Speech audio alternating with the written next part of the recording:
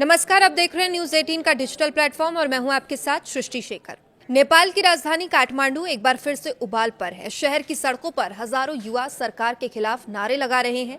जिस जेनजी ने बदलाव की उम्मीद के साथ मौजूदा नेतृत्व का समर्थन किया था, आज वही युवा विरोध की सबसे मजबूत आवाज बन चुका है। आखिर ऐसा क्या हुआ कि विकास के नाम पर शुरू हुआ एक अभियान अब बड़े राजनीतिक और सामाजिक विवाद में बदल गया है? क्यों हजारों लोग बेघर हो गए हैं और आखिर क्यों नेपाल में सरकार और युवाओं के बीच टकराव लगातार बढ़ता जा रहा है? आइए इस पूरी कहानी को विस्तार से समझते हैं। दरअसल काठमांडू महानगर प्रशासन ने अप्रैल महीने में शहर से अवैध अतिक्रमण हटाने का अभियान शुरू किया। अब प्रशासन का कहना था कि सार्वजनिक जमीन, नदी किनारे और सरकारी भूमि पर बने अवैध निर्माण हटाना जरूरी है ताकि शहर का बेहतर विकास हो सके और बाढ़ जैसी समस्याओं पर नियंत्रण पाया जा सके, शहरी योजना को लागू किया जा सके। लेकिन इस अभियान का सबसे बड़ा असर उन गरीब परिवारों पर पड़ा जो वर्षों से इन इलाकों में रह रहे थे। अब प्रशासन की कार्रवाई के दौरान 2600 से अधिक परिवारों के घर तोड़ दिए गए।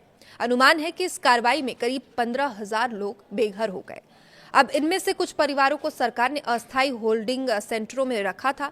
करीब 325 परिवारों को इन केंद्रों में शिफ्ट किया गया, लेकिन ये व्यवस्था भी ज्यादा समय तक नहीं चली।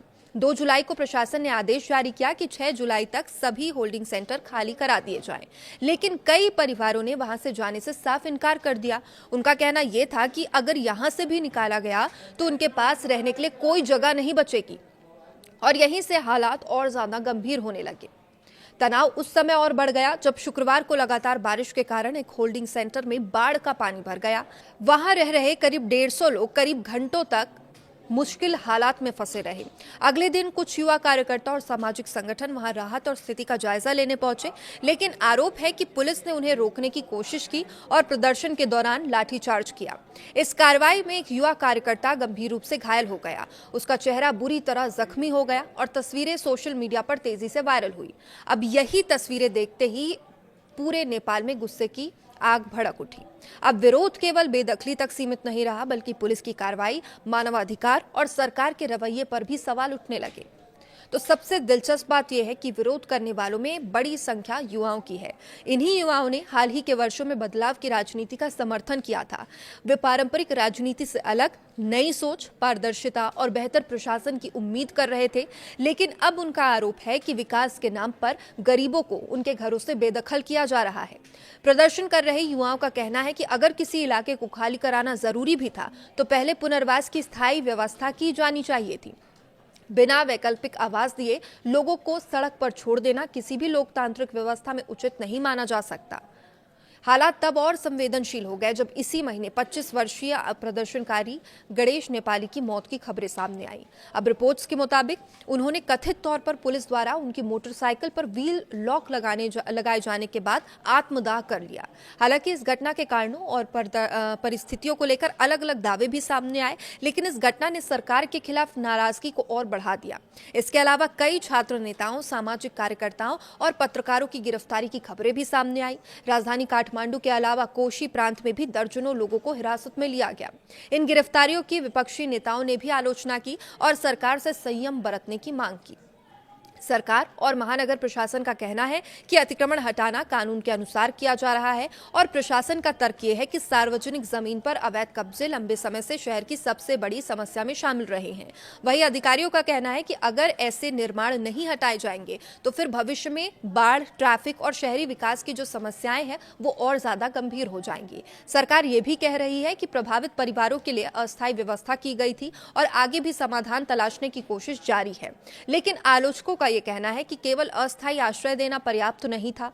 जब तक स्थायी पुनर्वास की व्यवस्था नहीं हो जाती तब तक इस तरह की कार्रवाई गरीब परिवारों के लिए बड़ी अमानवीय समस्या बनी रहेगी।